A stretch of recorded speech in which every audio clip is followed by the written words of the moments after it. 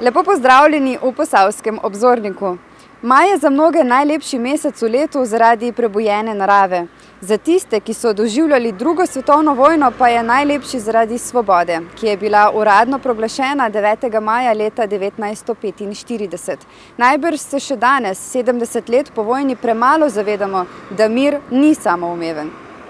Zadnje bitke na slovenskih tleh na Koroškem je izbojevala legendarna 14. divizija, ki je tesno povezana tudi s Senovim, je v tamkajšnji kulturni dvorani na regijski proslavi ob 70-letnici svobode dejal krški župan Miran Stanko.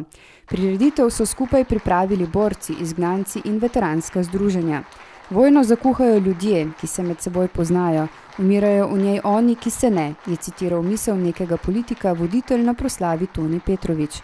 Nikoli ne smemo pozabiti na ta čas vojne in prav je, da danes izrazimo hvaležnost in spoštovanje do tistih, ki so s svojim življenjem in bojem priborili svobodo slovenskega naroda, je dejal slavnostni govornik Miran Stanko. Mlajše generacije danes ne poznajo besedil partizanskih pesmi, ki jih je prepeval moški pevski zbor Svoboda. Prav tako jubilant 7 desetletji ustvarjanja in jih je igrala godba Senova. O vojni ne vedo dovolj, meni partizanska kurirka Marinka Preskar. Nekateri da, drugi pa premalo, ker je tudi šola kriva za to. Ni bilo dobro pretiravanje, ko se je v šoli govorilo skoraj samo o narodno-osvobodilnem boju in ni dobra ignoranca. Nekateri mladi niti ne vedo, da je svetovna vojna sploh bila. Pa večno slovensko razdvajanje, kdo je bil na pravi strani in kdo je v resnici zmagal, se huduje predsednik območnega društva izgnancev. Opažamo to, da bolj ko se politika razdvaja, da postaja več članov in prihajajo dejansko že sami k nam in se hoče pridružiti. Namreč kaj, mi smo vsi že dejansko ustareli stari, ker je le 70 let po končani drugi svetovni vojni in bi želeli, da to ostane, ta rek in pa doživljenje, ki smo ga mi doživljali pri mladih. Zato včasih sprašujejo, kako pa da so tele mladi v teh zdruštvih. Se ni treba, da je bil v borbi pa partizan. Mi moramo te stvari in te gobe, ki so bile preživete, vzgajati in da bo to ostajalo pri naših mladih ljudeh. Daniel Mižigo je kritičen do šole. Ne učijo naših ljudi to, kaj se je doživelo in to bi morali učiti zdaj, dok smo še mi zdravi, pa da lahko jim nekaj povemo. Ker vidimo, da je po drugi strani zelo ta nestrpnost z druge strani, ki je neupravičena in nima nobenih temeljev. Hoče biti močnejša kot pa ta, ki je priborila svobodo. Za svobodo je bil potreben pogum. Takšnega bi potrebovali danes, da bi se dvignili nad to neenotnost, saj drugače ni prave prihodnosti, je na proslavi dejal Miran Stanko.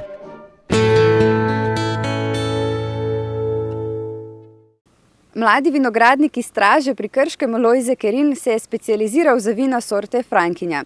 7 tipov jih bo na pokušino v novi vinski kleti z degustacijsko dvorano in trgovinico, ki jo odpira 22. maja. Vabljeni v hišo Frankinje. Lojze Kerin je strast do vinarstva najbrž podedoval po pradedu, ki je bil velik vinogradnik. Starši so bili sprva bolj v sadjarstvu, Lojze pa od malih nog pri trti. Ko še skoraj ne bi smel v vino razmišljati, sem razmišljal samo o vinu. In tle je bila velika podpora naše družine in smo se začeli v to razvijati. Lahko rečem od mojega 12. leta naprej smo se začeli intenzivno usmerjati v vinarstvo, ker je oče videl, da je to tisto, kar mene veseli in me je pri tem res podpiral. Prevzemnika kmetije moraš vzgajati od malega, da se razvije ljubezen do tega dela. Za uspešno vodenje posesti pa so potrebna še druga znanja, zato je oče Lojzeta najprej, preden mu je prepisal grunt, registriral za nosilce dejavnosti. To je bila šola v naravi, praksa. Žal ga je pri subvencijski politiki do prevzemnikov kmetije drago stala, čeprav naj bi bila posebna skrb namenjena povečanju mladih gospodarjev. Jaz sem bil majčkeno razočaran zdaj v času subvencijske kampanje, ko smo urejali vloge subvencijske. Na nek način je bilo obljubljeno za mlade, saj je en del je, ampak se mi zdi, da so dosti zožali to grlo. Meni je oče predal na nek način kmetijo, je rekel, da se bom uvedel kot nosilec že dost preden sem sploh postal lastnik, preden sva naredila pač darilno pogodbo za to kmetijo, katero zdaj upravljam. In ker sem bil nosilec že dost prej še študent, sem zdaj smatran iz strani države, saj tako sem videl v subvencijski kampanji, kot star kmet in sem izpadel tukaj ven. Čeprav sem se tega deleža veselil, ker ni majhen, ampak zgleda, da bo gorlo zelo ozko. Kerinovi verjamejo, da ne bodo potegnili kratke še pri naložbi v 500 000 vredno novo klet, za katero imajo odločbo o tretjinskem sofinanciranju iz Evropskega sklada. So pred postopkom tehničnega prevzema. Ko to vse zaključimo, se veselimo in upamo, da bomo to vse v rokih lahko upravili, da bo prišel dan, ko bomo oddali zahtevek, da se ta obljubljen denar sprosti na naš račun in nam zmanjša posojila. Kerinovi obdelujejo 26 000 trt, to je letno 50 000 litrov vina. Lojze ne bo povečeval proizvodnje, ampak bo nadgrajeval kvaliteto in iskal nove izpeljanke vin iz najboljših grozdnih jagod.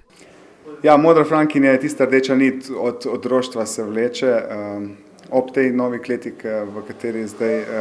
katero zdaj gradimo, zaključujemo. Raste vinograd, ki je star natanko toliko kot jaz. To je najstarejši vinograd pri naši hiši. Simbolično je bil sajen tisto leto, ko sem se jaz rodil. V košari so me premikali, ko so sadili trte. Na to sem ponosen. No in ta frankinja me je na nek način skozi spremljala, tako da sem potem tudi diplomiral prav na tej sorti, ker me je vedno vlekla. Tudi precej smo jo sadili, glede na to, koliko trt imamo. Ja, prišli smo toliko daleč, da sem lahko bil res ponosen pa vesel, da smo prišli do šampiona frankinje, to se pravi najboljše frankinje v letu 2012 v Sloveniji na festivalu frankinje. Poleg tega pa v kleti pridelujemo, odvisno od letnika, ne vsako leto, ampak 7 tipov tega vina. Lojze Kerin je agronom. Pravi, da je izobrazba v vinarstvu kot abeceda, brez katere ni ne stavka, kaj šele verza. Sam se trudi iz vina narediti poezijo. Da bi ljudje spoznali, kako je delati s strastjo in razvijati novosti, je potrebno imeti ustrezen prostor. Klet je razdeljena na 3 dele. Najprej je tehnološki del, ki je pač nujno potreben za predelavo vina.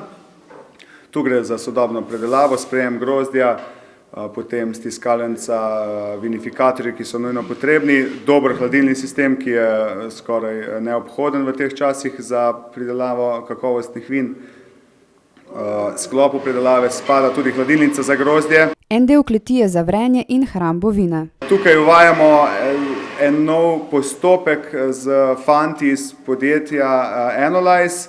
Jaz sem pač zraven kot na nek način uporabnik, testiram njihove stvari, dajem pripombe, vodim na nek način v smislu, kaj bi vinarju, kot tehnologu, enologu prav prišlo. Tukaj gre za uporabo digitalnih medijev in direktnega merjanja, same recimo fermentacije. Razmišljamo še mnogo dlje, ampak to so zdaj začetki, delamo. Poseben prostor je namenjen staranju vina v leseni posodi in degustaciji. Tukaj nameravamo tudi ustvarjati razne dogodke, manjše koncerte, tako do 50 ljudi, kakšne komorne zasedbe, tako da se bomo ukvarjali tudi malo s kulturo, ker je naši družini to zelo blizu. V trgovinici je naprodaj njihov izbor vin, ki niso le frankinja, in njihov jabolčni sok. Nedokončan zaenkrat ostaja gostinski del objekta. Zaradi žleda se je namreč prepolovil načrtovani dohodek iz domačega gozda. Lani pa so v vinogradu gosenice pobrale 70% pridelka. Letos se spet obeta dobra letina, se veseli Lojze Kerin.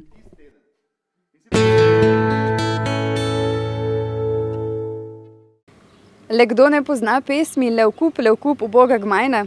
To so prve natisnjene slovenske besede na letaku leta 1515, ko je bil vseslovenski kmečki upor. Pod sloganom Levkup danes združujejo organizacijske moči strokovnjaki, znanstveniki, muzealci in šolarji, da bi proslavili pol tisočletja od pomembne obletnice. Vse večje dejatve in tlaka, turški upadi, omejevanje kmečke trgovine in gospodarska kriza so sprožili velik upor, v katerem je sodelovalo 10% takratnega prebivalstva na slovenskem območju, pojasnjuje koordinatorka jubilejnih prireditev Alenka Černelič Krošelj, direktorica Posavskega muzeja. To je bil res največji upor, 80 000 udeležencev, se pravi naših prednikov, ki so bili večinoma seveda kmetje. V Posavskem muzeju imamo tudi stalno razstavo posvečeno uporom, kajti dejansko smo nekako v srcu v tem pomembnem območju. Spominski dogodki bodo potekali od Kočevske do Štajerske. Povezali so se pokrajinski muzeji in znanstveno-raziskovalna dejavnost. Osrednja prireditev pa bo v Brežicah. 19. junija bo pri nas vseslovenska osrednja proslava na dan oziroma na predvečer, ko je bilo leta 1515 požgan tudi naš grad.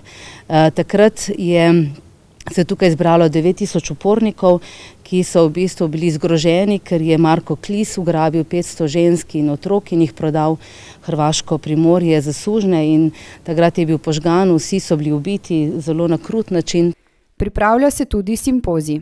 Nekako smo želeli to obeležiti, povezati to obletnico tudi s tem območjem in pa tisto potem v novembru, 9. in 10. novembra, pa skupaj z znanstvenimi ustanovami pripravljamo simpozij, kjer skušamo povezati preteklost, sedanjost, različne ustanove, različne vede, različne poglede na upor, ne samo 1515, ampak na vse, kar se je na tem ozemlju dogajalo in tako tudi obeležiti te prve tiskane besede, prve slovenske tiskane besede, ki so šle leto 1515, Levkup, Levkup, Levkup, Levkup, uboga Gmajina in pa Stara pravda. K obeleževanju 500-letnice Punta so bile vabljene tudi šole, ki so sodelovale z likovnim natečajem. Odziv je bil izjemen. Saj zdelo se nam je, kajti razpisov po šolah je veliko, zato smo včasih malo nas je skrbelo na trenutke, če bo odziv dovolj velik, pa je bil in res se zahvaljujem vsem mentorjem, ki so resno vzeli to nalogo in pa seveda učencem, dijakom, ki so se odzvali. Prispelo je 105 del. Prva javna predstavitev razstave je bila 16. maja v Posavskem muzeju Brežice. Mislim, da so lahko učenci in dijaki skozi ta likovni natečaj spoznavali to tematiko na njim prijazen način.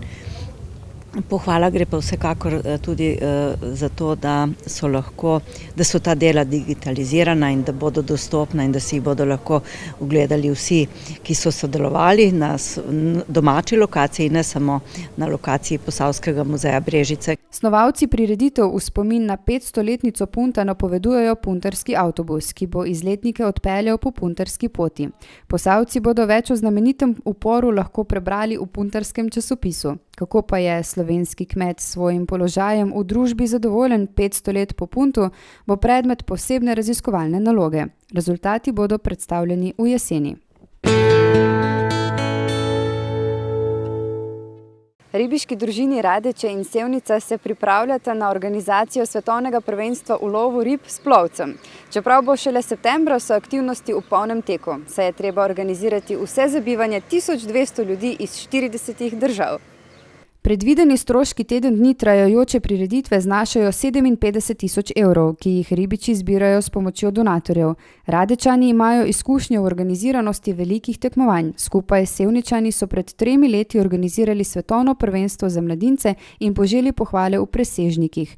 Funkcionarji Mednarodne konfederacije za športni ribolov navijajo za tekmovanja na savski progi Vrhovo in Orehovo, pravi predsednik ribiške družine Sevnica. Dejansko je zelo veliki pritisk bil tudi od FIPSE, da se ponovi tlen na teh obeh trasah, ki so izredno fantastične, lovne, ribe je dosti, okolje je lepo, mirno, predvsem je pa dostop in pa infrastruktura obeh tras tako, da se dejansko pripelje z avtom, zložiš opremo in drugod po svetu se to kilometer nosi daleč na okolje. Organizacija ribiškega prvenstva je zalogaj, kot vsak velik športni dogodek. Ljudje se morajo nastaniti, ljudje rabijo jesti, piti, spati, imeti logistične priprave, pomeni 20 km najdalje lahko postelje od tekmovališča, tako da moramo na vse to poskrbeti.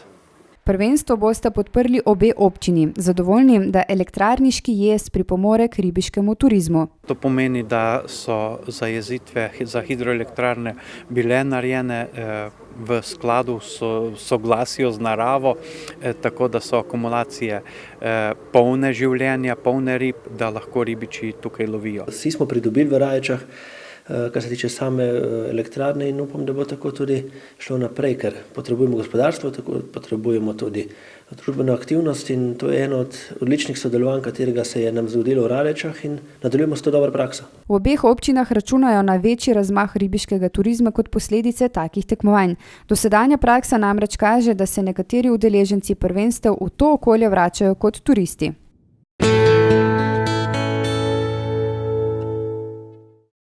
Akumulacijska jezera elektrarn naj ne bi bila namenjena samo ribičem, ampak tudi vodnim športom s plovili na motorni pogon.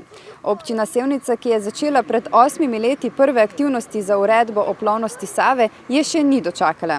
Menda je premalo uradnikov na Ministrstvu za okolje in prostor, da bi uspešno opravili nalogo.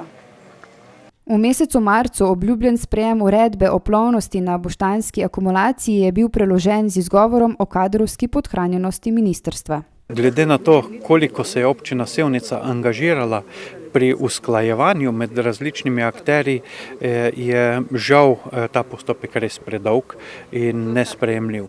Kajti ta motorna plovba je med vsemi akterji usklajena, izvaja se na delu akumulacije, ne na celotni akumulaciji, v skladu s pravili stroke in bi zelo dobro dopolnila že sedanjo ponudbo na reki Savi in ob reki Savi. Pri več kot 1000 zaposlenimi na Ministrstvu za okolje in prostor govoriti o kadrovski podhranjenosti kot vzroku za prelaganje sprejema uredbe je neodgovorno, meni poslanec Tomaž Lisec. Postavil sem ponovno pisno poslansko vprašanje, kjer me bolj detaljno zanima, kdo vse se je do sedaj ukvarjal, kateri vsi dokumenti so se sedaj sprejemali, kdo točno je bil zadolžen za sprejetje te uredbe in če do 1. junija uredba ne bo sprejeta, sem ministrici v tem pisnem poslanskem vprašanju tudi napovedal kazensko ovadbo vseh teh ministrice in seveda teh uradnikov, ki očitno ne delajo svojega dela.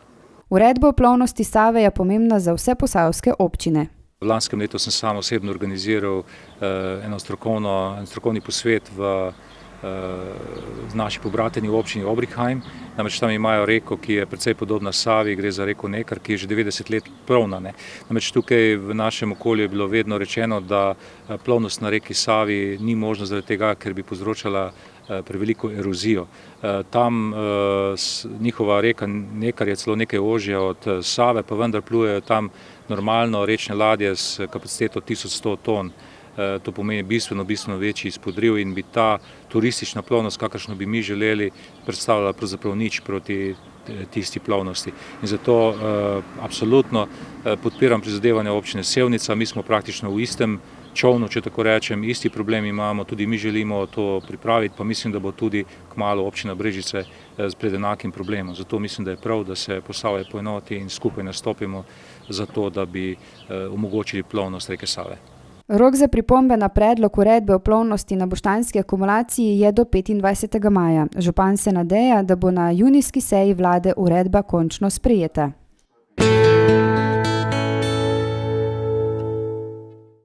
Najvišja gora v Posavju, Lisca, je bila nekoč atraktivna turistična točka za izletnike od Ljubljane do Zagreba. Občina Sevnica si je s prevzemom Tončkovega doma zadala cilj, da to spet postane. Lisca je doživljala svoje vzpone v 70. letih prejšnjega stoletja. Ne glede na spremembe pa je še vedno dobro obiskana za vsak 1. maj in tudi naši posnetki so z tega dneva. Letos so obiskovalci opazili in pohvalili nove toaletne prostore v Tončkovem domu, za kar je občina namenila 20 000 evrov. To je sicer kapljica v morje glede na potrebna vlaganja, ampak tudi z majhnimi koraki se daleč pride, pravi župan. Lisca je osrednje turistično-rekreativno območje, pohodniško, planinsko območje v Sevnici, tudi daleč naokrog najbolj prepoznano in letos s 1. januarjem smo dejansko prevzeli upravljanje dela objektov na Lisci, tako da sedaj na Lisci delimo ta prostor na planinski del, ki ga upravljajo planinci, na nekako javni del, ki ga upravljamo kot občina, javne površine in gospodarski del, ki je podvržen trgu, to pa je Tončkov dom z gostiščem. Ta ima svojo zgodovino, s katero nameravajo vabiti nostalgike. Za mlade, ki bodo šele pisali svoje zgodbe, pa snujejo dodatno ponudbo. Plan za prihodnje obdobje v skladu s projektom Turistično-rekreacijsko območje Lisca, ki je bil narejen pred leti, je cilj, da urejujemo te skupne javne površine. Tončkov dom je potrebno postopoma obnoviti, ga nekako posodobiti s sodobnim zahtevam in nekako izzivom primernega. Dependanse žal so v tako slabem stanju, da jih je potrebno odstraniti.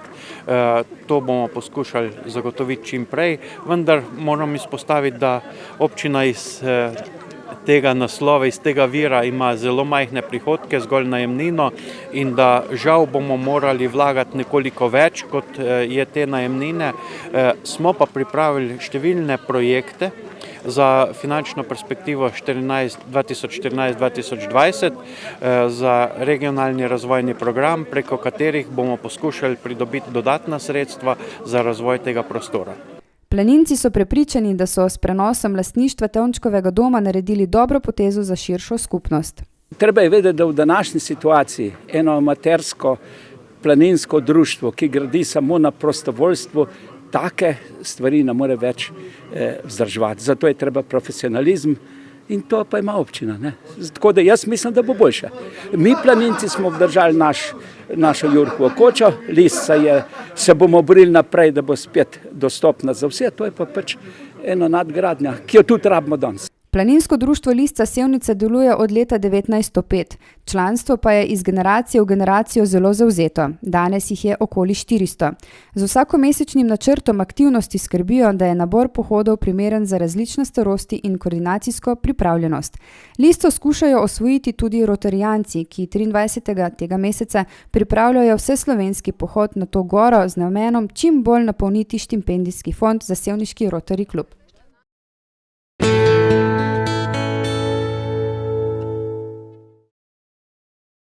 V svetu energije je med bolj priljubljenimi delavnicami tista o elektriki in magnetizmu. Celo iz Ljubljane in Zagreba so se pripeljale družine na prikaz eksperimentov, ki znanstvena dejstva razložijo na enostaven način. Svet energije je postala nepogrešljiva učilnica za vse generacije. Odziv udeležencev je velik zaradi izbora tem in vodenja delavnic. Elektrika in magnetizem ljudi zanima.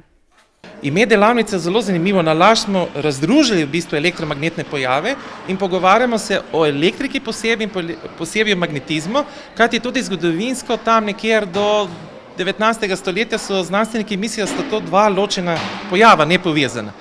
Kasneje je v bistvu določena odkritja sta pripeljala v kratkem času do tega, da dejansko električni pojavi povzročajo magnetne, lahko tudi obratno, in naše delavnice bomo danes pokazali te pojave. Elektrika in magnetizem sta od nekdaj v povezavi, vendar znanost na začetku tega ni vedela. Lahko vam dam namig, da se to zgodilo med predavanjem enega profesora, ko je predaval na fakulteti svojim študentom, kar naenkrat prvič so ugotovili, da dejansko elektrika, ki teče skozi žico, ustvarja magnetno polje, ki je premaknila kazalec kompasa. Kasneje v 8 letih so znanstveniki ugotovili dejansko, da sta ta pojava neločljivo povezana, in mi danes bomo sledili tej zgodovinski črti in bomo ustvarili tudi enostavnejše elektromotorje, bomo ugotovili, kako delujejo generatorji. Mislim, da bo zelo zanimivo, veliko praktičnega bo za naše obiskovalce. Demonstrator je prikazal to povezano delovanje elektrike in magnetizma na primeru žične kače. In pridružimo bateriji dva magneta. Ta dva magneta sta izredno močna, neodimska magneta, ki damo z ene in z druge strani. Fizikalni princip delovanja te naprave je zelo zanimiv. Zdaj bom pokazal tako, da bom vstavil tale magneta, dva z baterijo, v ustje te žice. In če to naredim, denimo z ene strani, potem lahko vidim, da zelo hitro ta baterija pride na drugo stran. Evo, lahko to naredimo tudi spet z te strani.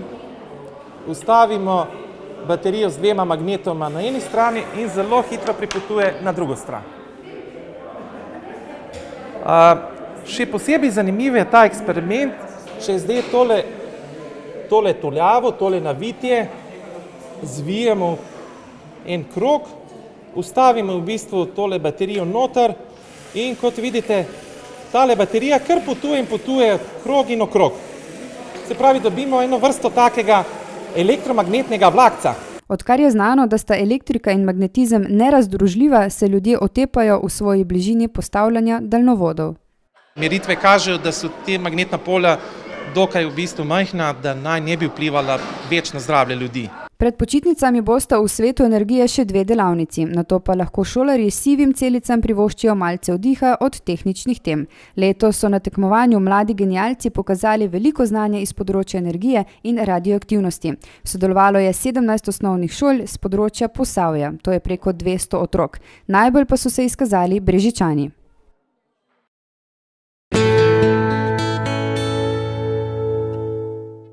To je bil Posavski obzornik. Preden se razidemo, še opozorilo sevniškim pasjeljubcem. Policisti opozarjajo, da se je več psov zastrupilo z neznano snovjo ob sprehajalni poti po Savskem nabrežju, zato lastnikom svetujejo, naj imajo štirinožce na povodcu pod nadzorom. Prijeten dan in srečno!